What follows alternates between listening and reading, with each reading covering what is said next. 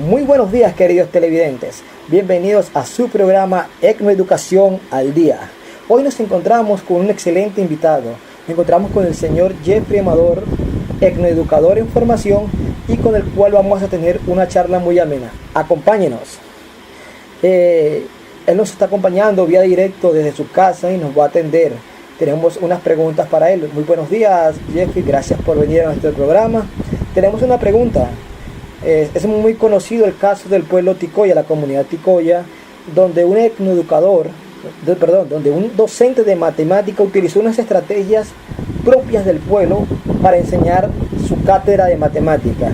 Esta era la siguiente pregunta. De acuerdo a esta actividad, ¿qué piensas del proceso que el investigador diseñó para la enseñanza de las matemáticas en esta comunidad? Muy buenas tardes a todos los televidentes. Primero que todo, muchas gracias por la invitación a este prestigioso programa. Pasemos en materia. Respecto a la pregunta que me formulas, quisiera decirle que la estrategia que este licenciado en matemáticas utilizó me parece muy interesante, la verdad. ¿Por qué? Porque la persona supo hacer lo básico, que era primero ganarse la confianza de quienes estaban allí, usando las propias costumbres, conocimientos ya previos de esta comunidad, y después desde allí enseñar las matemáticas. Leyendo la experiencia nos parece un caso muy interesante, ya que según el estudio previo eran pocas las personas que tenían conocimientos de matemáticas. Sin embargo, a diario sabían cómo construir sus malocas, sabían cómo repartir la comida, por ejemplo, sabían cómo era el tema de la bóveda celeste, y son temas que de alguna forma u otra llevan intrínseca la matemática. Este educador fue muy inteligente de tomar esos conocimientos previos y desde allí darles un nombre técnico, por llamarlo de alguna forma. Pienso que fue un reto también, un reto muy grande, porque, por ejemplo, yo me pregunto, personas que de pronto no eran de ese sector, no eran de esas comunidades, muy seguramente hablaban poco el idioma de ellos, la lengua nativa de la comunidad Ticoya. Y entonces él tenía que luchar contra todo esto. Sin embargo, al final terminó tomándolos como una fortaleza y no como una debilidad para poder llevar a cabo estas enseñanzas. Creo que yo he tenido la oportunidad de conocer otros casos en otros sectores, donde personas que han ido desde afuera, nosotros los llamamos occidentales, personas que han ido desde afuera han utilizado los conocimientos previos de estas comunidades para enseñar nuevos conocimientos externos. Nosotros hablamos de conocimientos propios, que son aquellos ancestrales, y de conocimientos apropiados, que son los que traen los occidentales o blancos. Claro, me parece apropiada tu respuesta. La verdad es que me parece es una estrategia muy inteligente. Además de todo, comparte su opinión contigo. Me parece muy inteligente este docente que encontró algo básico. Dijo, yo voy a enseñar de lo que ya sabe. No voy a complicarme de pronto metiendo conocimientos que tal vez no van a entenderme como anteriormente haya pasado. Excelente. Vamos con la siguiente pregunta. Por favor, ¿qué opinas del hecho de que se están desplazando los mitos y leyendas y demás saberes de la comunidad Ticoya? ¿Y por qué es una pérdida cultural? ¿Qué te hace pensar a ti esto? Sí, tienes razón. En cuanto a esa pregunta, puedo manifestar que es triste ver cómo se están perdiendo la sabiduría ancestral. Mire, los mitos, leyendas propias de cada pueblo son gran parte de su identidad, de sus conocimientos ancestrales, y que los identifica. Por ejemplo, en cada región tienes unos entes o tienes alguna forma de explicar la creación del mundo desde la cosmovisión de cada pueblo. Y eso forma identidad cultural junto a los usos y costumbres, junto a la lengua, a la forma de vestir y de ver el mundo. Eso se trata de la cosmovisión. Lamentablemente no solamente está ocurriendo en el pueblo Ticoya.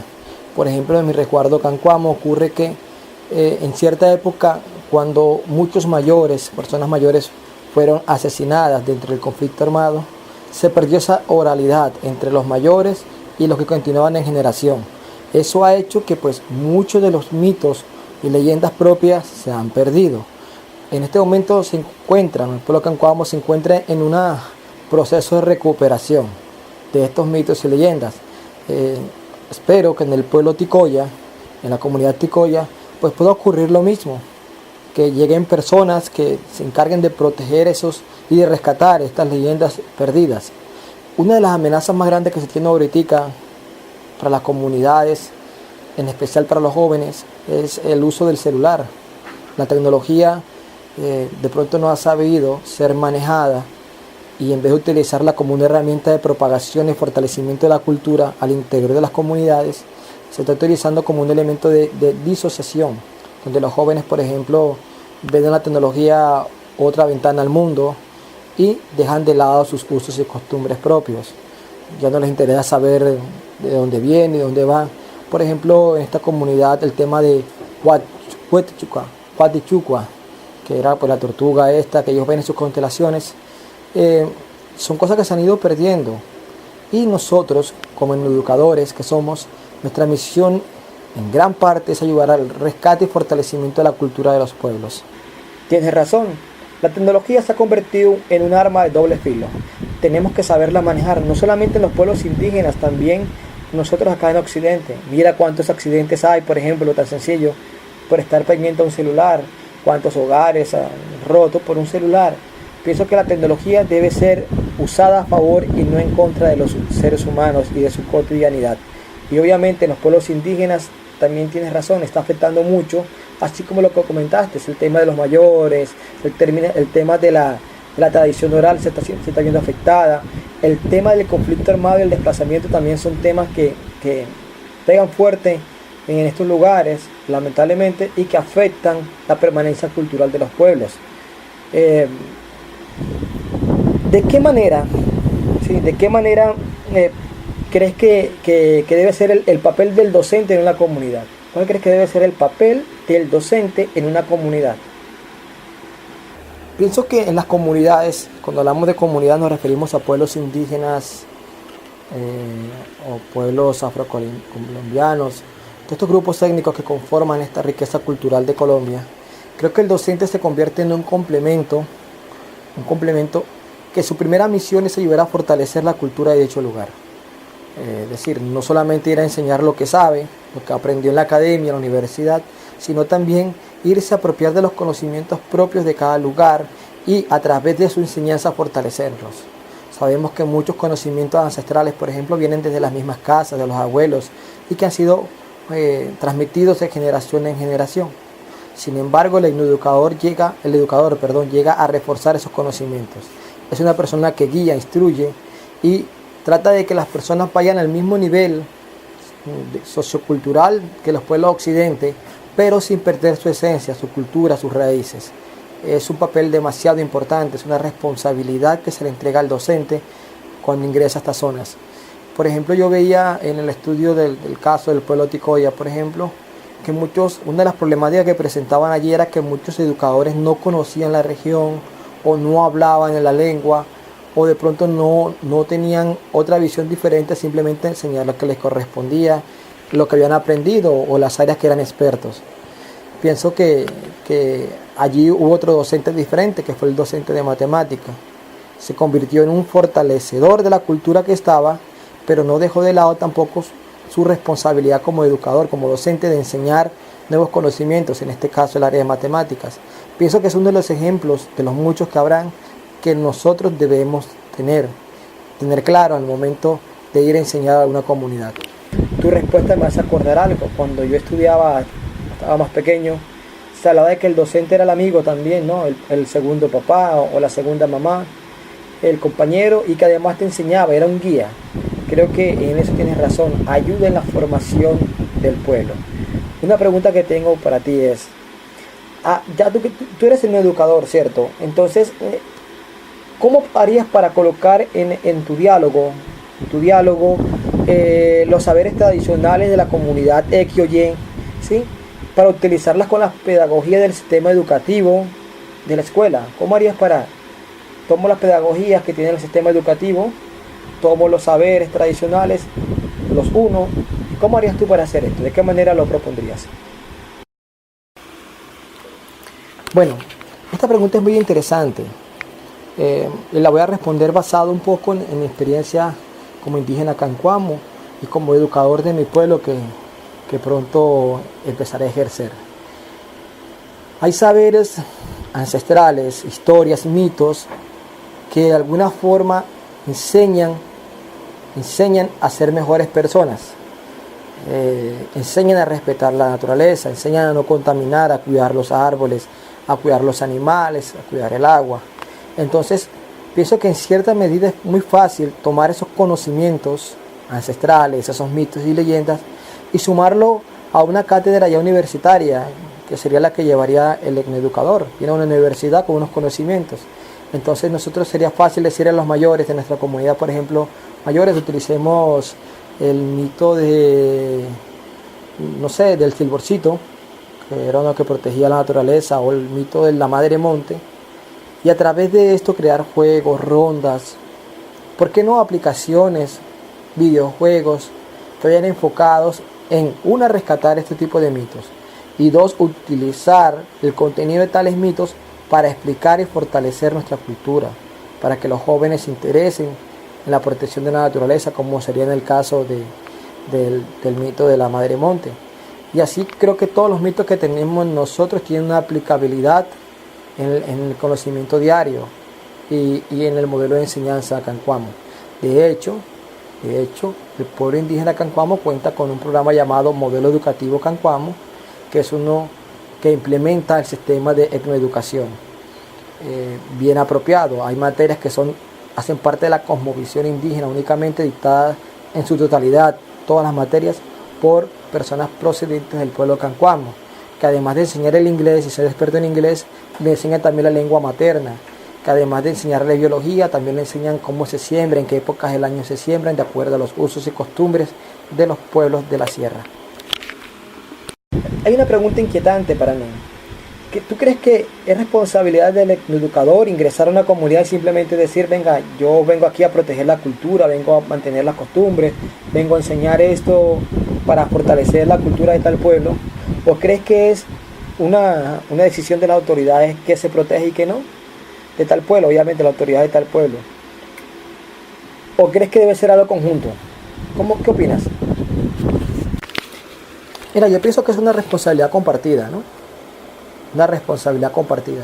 Sin embargo, el objetivo claro del etnoeducador es ese: llegar al lugar que llegue, a la comunidad que llegue, con ese objetivo de proteger, de velar por proteger y mantener los usos y costumbres propios de tal pueblo, donde estén, independientemente si los mayores o las autoridades están de acuerdo. Ahora bien, viene la segunda parte. Este es el objetivo que siempre debe llevar impreso en su ADN, en su mente, el etnoeducador. Ahora, él llega a esa comunidad, a dicha comunidad, y debe entrar en un diálogo con las autoridades. Yo creería que no habría mayor inconveniente en que las autoridades, que un etnoeducador, a través de su clase, su cátedra, fortalezca los usos y costumbres propios de ese lugar, las costumbres. Entonces, no creo que esté muy alejado de los criterios de las autoridades propias. Sin embargo, como vuelvo y repito, el objetivo primario está en el etnoeducador.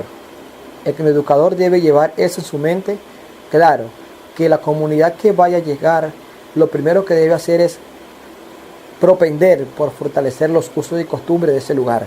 Para eso debe conocerlos, obviamente, saber por qué se siembra en tal época del año, en tal región, qué época llueve, qué época no llueve, qué tipo de rituales tienen, qué costumbres así muy marcadas tienen, para desde allí proponer una cátedra diferente de acuerdo a los usos y costumbres de tal región. Y después con eso hacer una propuesta a las autoridades, que son quienes al final toman la decisión, en primer lugar, de que el educador está allí, y en segundo lugar, de que la educación que él imparta a los estudiantes de tal región. Bueno, tú que eres una persona que estás en formación para ser un educador, quisiera preguntarte algo. ¿Qué es lo que más te ha enseñado este curso al momento? ¿Sí? ¿Qué es lo que, y si tú crees que de pronto podría tener alguna mejora a futuro o inmediata que puedas solicitar en este momento, en este espacio? Este curso me aportó demasiado. En esta primera unidad que hemos visto, en este primer semestre que hemos visto, siento que me voy con muchas herramientas que antes no tenía. y puedo decirte que yo he trabajado bastante tiempo con los pueblos indígenas, con mi tierra y con otros pueblos. He estado en muchos lugares, he sido un líder indígena. Sin embargo, hay muchas herramientas que no conocía y que tal vez no me lo había cuestionado, simplemente aplicaba, enseñaba, fortalecía. Pero algo tan sencillo como enseñar desde lo que se sabe, desde los ojos del que aprende, no desde los ojos del que enseña, es una teoría tan bonita realmente, que ayuda, una, a que sea más entendible el mensaje que uno da, y dos, a respetar los usos y costumbres propios de cada lugar. Siento que me llevo un gran conocimiento y espero seguir aprendiendo mucho más a lo largo de la formación en este programa. Ojalá pudiéramos, cuando hablas de mejora, me gustaría indicar que la única mejora que propondría sería que este curso hubiera demorado mucho más, para seguir aprendiendo y aportando sobre todo a las comunidades donde estamos. Bueno, señor Jeffrey Amador, indígena Cancuamo, muchas gracias por su espacio, gracias por la oportunidad de poder entrevistar a una persona como usted, muy amable, me siento halagado con su presencia. Espero que siga en su formación de etnoeducador y que la UNAT les pueda seguir patrocinando sus conocimientos, y que obviamente esos conocimientos los lleve a la práctica en las diferentes comunidades étnicas de nuestro país. Que tenga muy buen día y quedamos con usted. Muchas gracias a ti por la invitación a este programa. Espero seguir aportando un poco más, como te dije inicialmente. Agradecerle a la docente Marlenis Buenahora por las enseñanzas dadas, a la UNAT que me dio esta oportunidad de estar acá, y a ti por la entrevista que me estás haciendo el día de hoy. Me parece que eres el mejor periodista que yo conozco en este momento. Que tengas éxito, y me despido de todos los televidentes. Espero poder seguir aportándoles humildemente con lo poco que vaya aprendiendo. Que tengan muy buen día.